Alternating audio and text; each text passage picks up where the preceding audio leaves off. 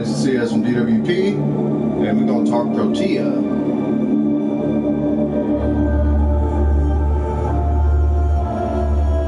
Alright, just getting the stream ready.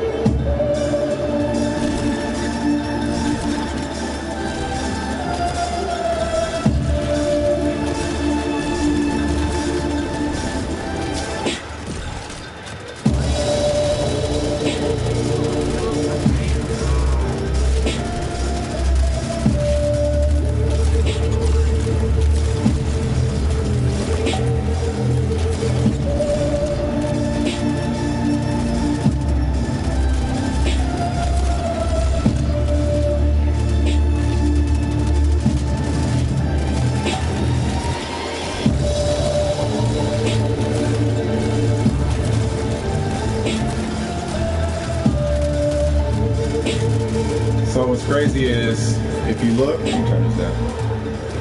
So basically, it's pretty straightforward. If you want to survive for long periods of time, what's nice is that it, to my understanding, it still works no matter the strength of the enemy.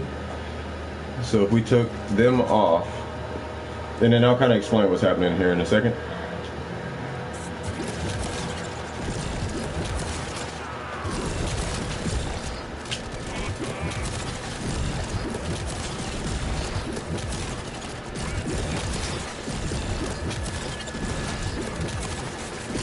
So there's a few things that's going on. One is, yeah, I'm being like overwhelmed by the sheer amount of bullets coming at me, and my shield gating is hitting like a lot. But what's really keeping me alive is arcane aegis and my first ability. So this thing right here that's floating around me is regenerating my shield alongside Aegis. And when that's happening, regardless of what damage they do, it's coming back so fast that it's pretty much one tick per frame. At least that's what it seems like. So even with, you know, 155 exo eviscerators shooting at Protea, if you're doing a long survival, usually all you need is like maybe 2 casts of her alt first and arcane aegis, and you should be fine for the most part, as you can see. And if you need energy, you can pop that, maybe have energize if you want that. And you should be able to just take shots. Now, it's not really that complicated. I mean, it didn't really need like an intro and didn't need me to really say a lot. Like, literally, this is any build. You don't need a god tier, energized, umbral, overextended. The build literally does not matter. I think, if anything, just having duration on it is all you really need. To, I guess to make a point, we're gonna take off quick thinking, we're going to take off adaptation, we're going to take off intensify, we're going to take off overextended, why not, and then we'll take off prime continuity and narrow-minded and that, right? And then we're just going to keep aegis on, right? And then I guess energize. So we're going to just have these on, and I'm going to see how reliable this actually is. So we're going to spawn them, right? And then I'm going to pop her first, and I'm going to continue to pop it. And as long as I have Aegis and her first ability, yep, there it goes. That should be fine.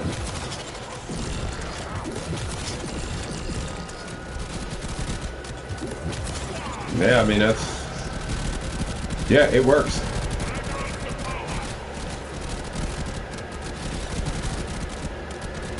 Yeah, that's pretty much it. So the build doesn't matter.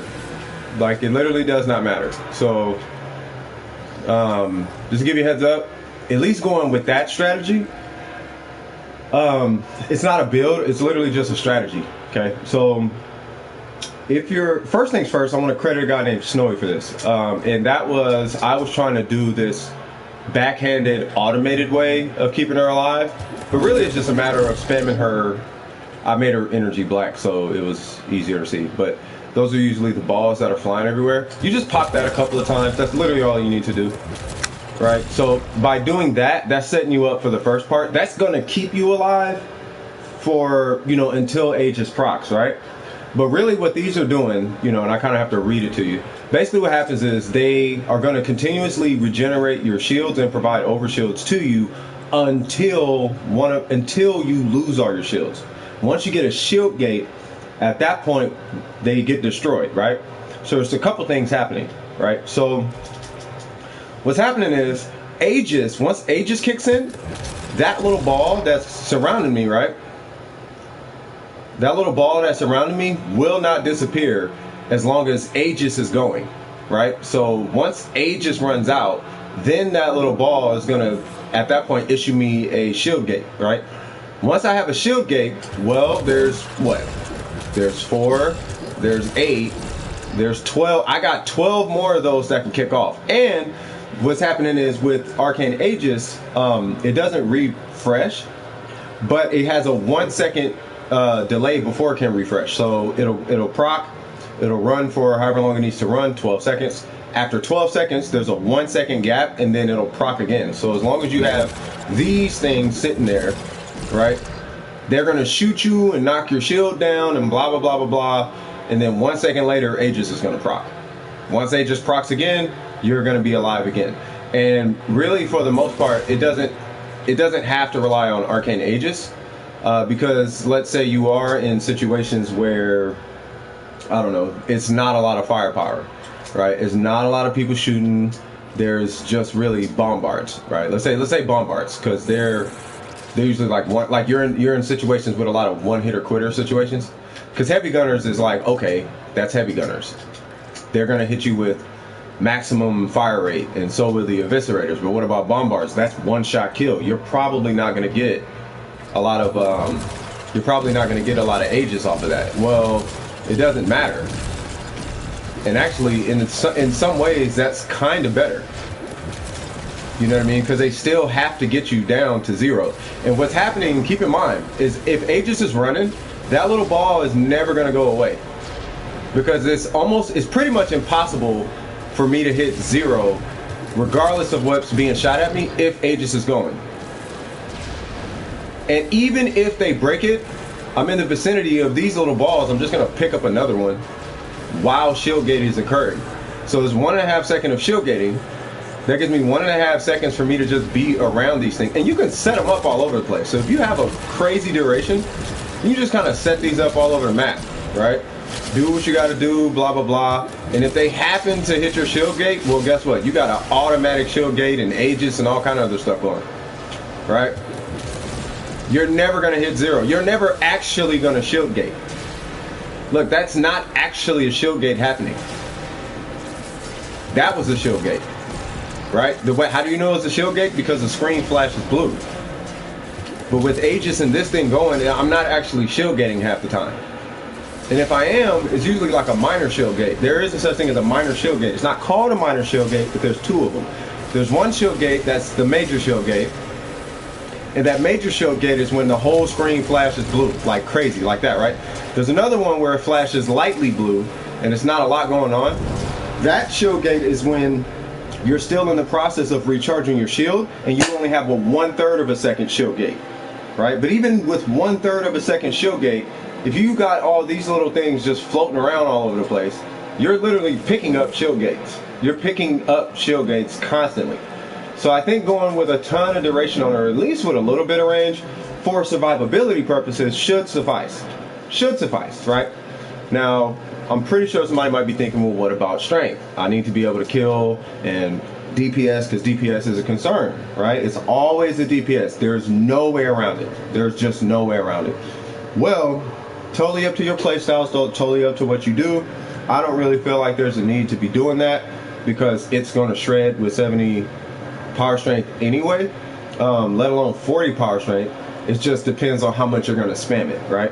But if you don't want to spam it a lot, there is going to be some kind of give and take, because this either is going to do a lot of damage and not last a long time and you can't spam it, or it's going to do a little bit of damage but you can spam it everywhere. It's got a lot of range and it's got a huge duration. You have to choose what side of the fence you're trying to sit on, because you can't have your cake and eat it too. That's just how it works. That's literally just how it works. I opted for the low damage but with a lot of duration and some good efficiency and a lot of range. I would rather take that and spam 20 of them rather than taking that one and spamming it like 4 times and it killing super quick. Like, no, I'm cool, because the duration is going to help me win on all these other abilities, right? It just made sense for me. It made sense, me personally, right? But I did want to show how fast that like negative power strength will work, because you probably are going to want some kind of duration on it, which is inevitably going to end up sacrificing your power strength, right? Blind Rage, perfect example.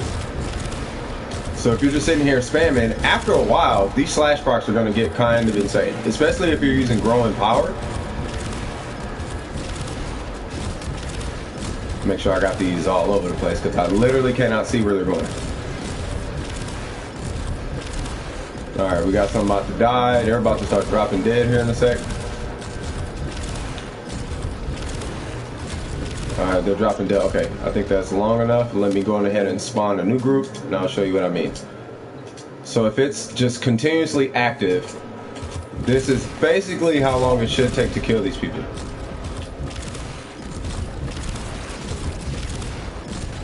Let me pull them in. Just in case you got Magus Anomaly or something, I don't know.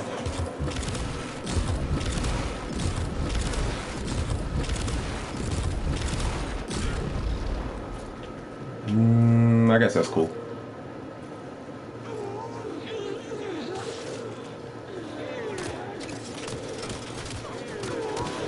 That's good enough for me. So for me, that's good enough. Keep in mind those are Gok Stack officers, not Bombards.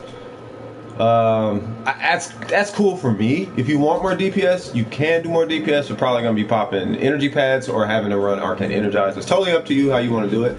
But the whole point of this video was I wanted to show that she can survive for a long period of time, as long as you are popping her ult first, like quite a bit, and running Arcane Aegis. You should have no problem at all with Protea staying alive, at all. Like at all. Keep in mind it is contingent on these little balls floating around. Once there are no balls floating around you, then that's when you're probably going to die. Right, so Aegis is running out, boop, Guardian is running, waiting for that Aegis to go again. Yeah, I'm not gonna die. There's no way I'm gonna die. Look, Aegis is going, I'm gonna wait for that to run out. Look, they ain't even shooting. Look, I still haven't got a shield gate, now I got a shield gate. Boop, make sure I pop one more. That's it, that's literally all you do. Now, I do want to change my ability color just so I can show you this one last piece, because I think this part is important. As you can see, I have 220 range, right? Now that's like, wow, why in God's name would you have so much range? That doesn't make sense. Grindhard didn't say that. Whoever else made a Protea video, you know, they don't do that. Like, that's against the rules or whatever meta shit is going on, right? Well, the reason why is because if you throw this ability, there's a circle did you see that little circle that popped up? That circle is the area that you need to be in order to pick them up, right? So if I come here, as you can see, I just pick one up. That's what the 220 range is going to do. So if you're, I just have to flip something in order to reset it. Oh no, I can just hit this to reset it. Let me just hit this. Boop. All right, cool. So if you're in a mission or something, right, and you just throw that out and you're meleeing, and you're like, oh my god, I need to get a shield gate, but I'm nowhere near it, well, you just kind of skim the outside of it, boop, and it latches to you. That's from the range. That's why there's so much range on it. Yeah, this one helps too. Like, yeah, it's cool having a lot of range on that. That's fine and dandy, but it's really for that guy. Because that is a ton of shield gate that you're just setting up. That is a ton of shield gating. Ton of shield gating. The whole room is full of shield gating. you're not, it's so hard to die with that much shield getting in the room, right? So setting yourself up for a success, I think would be the best route to go, number one. But outside of that, you know, put the range however big you want to put it. If you want to go balls to the wall, 235, do it. If you want to go 10 range, literally it's totally up to you. The whole idea is get Arcane Aegis, max it out to R5. I'm pretty sure you guys know what Arcane Aegis does at this point.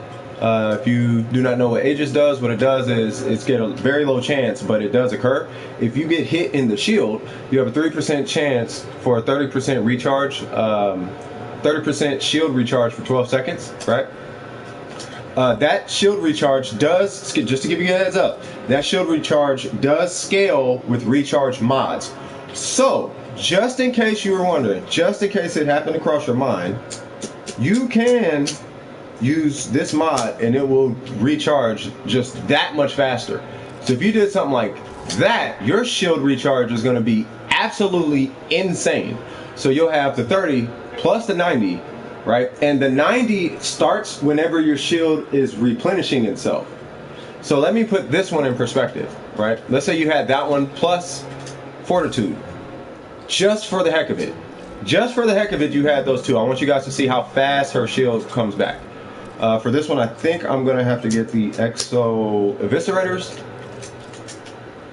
Now, once again, you do not have to do this build. This is literally just a recommendation. I recommend if you're going into a survival scenario with a Protea, I do not recommend going in without a way to recover your shields. Right? So I'm pretty much not going to get... Yeah, that was one shield gate, so I'm cool there. There's another shield gate. Yeah, these guys hit super hard. Come on, keep shooting. Oop, where's my little balls at? Okay, they broke one. There's two.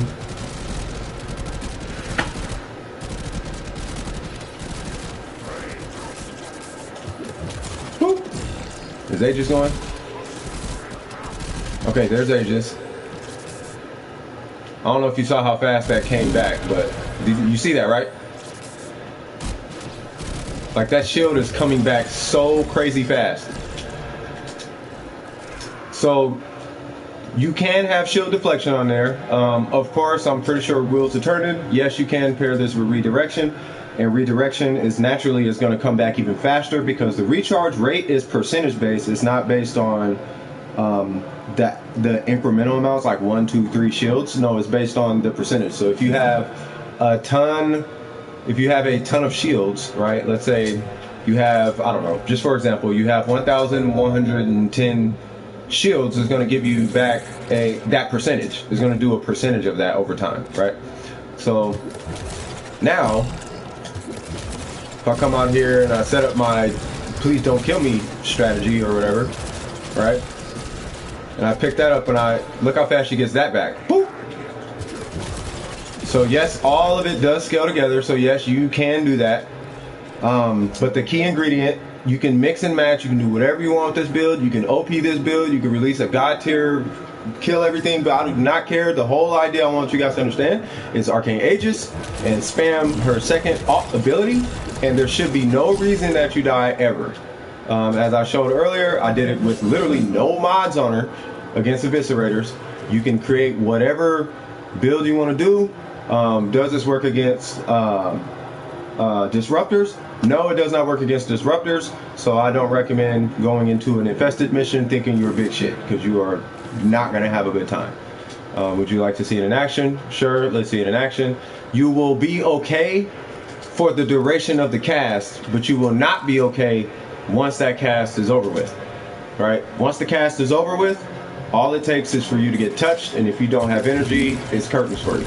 It's pretty much how that works. So you'll be fine up until you get smacked, right? So boom, there's everything, it's gone, the shield gate's gone. You're gonna have to go back and pick up another shield gate, but it's pretty much gone at that point. So unless Aegis is actively running, then I would not recommend it. One strategy you can use if you did want to take this into an infested mission is you have these guys called Tar Moas, right? And the Tar Moas spit this nasty cookie stuff. which we all are very more than familiar with. Yeah, that stuff. So if you just stand in this stuff and shield gate until you see an arcane Aegis, which it should. If it doesn't, then you might have to figure something else out. And Aegis is not come on, Aegis. Come on, Aegis. Alright, Aegis is not happening. So it's one of the Moas though. One of them have a damage over time. It's not the Toxin Osprey, because that one skips shields.